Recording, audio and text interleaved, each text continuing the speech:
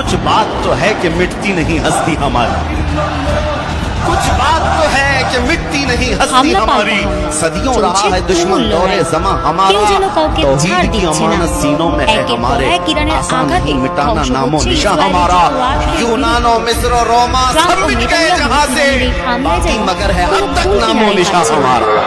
ভয়ে পিছু হতে চাইলেও প্রকাশ করতে পারছে না ট্রাম্প। তারই মাঝে মিসাইল যুদ্ধে টিকতে না পেরে ট্রাম্প যখন স্থল অভিযানে সৈন্য পাঠাচ্ছে, ঠিক তখন ইরানের হামলায় ধ্বংস হলো যুক্তরাষ্ট্রের সবচেয়ে আধুনিক যুদ্ধ বিমান, যে বিমান নিয়ে যুক্তরাষ্ট্র বলেছিল এটা কারো ধ্বংস করার ক্ষমতা নেই। ঠিকই তাদের সেই বিমান শেষ করে দিল ইরান।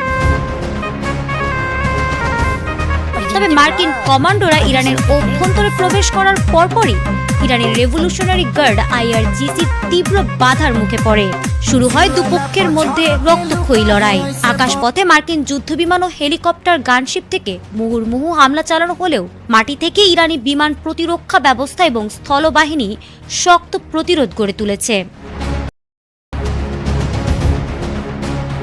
পেন্টাগনের সূত্র অনুযায়ী গত কয়েক সপ্তাহের টানা সংঘাতে এখন পর্যন্ত অন্তত 13 জন মার্কিন সেনা নিহত হওয়ার খবর পাওয়া গেছে।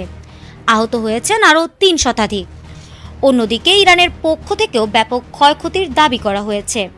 পরিস্থিতি সামাল দিতে এবং হতাহতদের সরিয়ে নিতে ওয়াশিংটন 48 ঘন্টার একটি সাময়িক যুদ্ধবিরতির প্রস্তাব দিলেও তেহরান তা সরাসরি প্রত্যাখ্যান করেছে। ইরানের দাবি তাদের সার্বভৌমত্ব লঙ্ঘন করে এই অভিযান চালানো হয়েছে, যার চরম মূল্য যুক্তরাষ্ট্রকে দিতে হবে।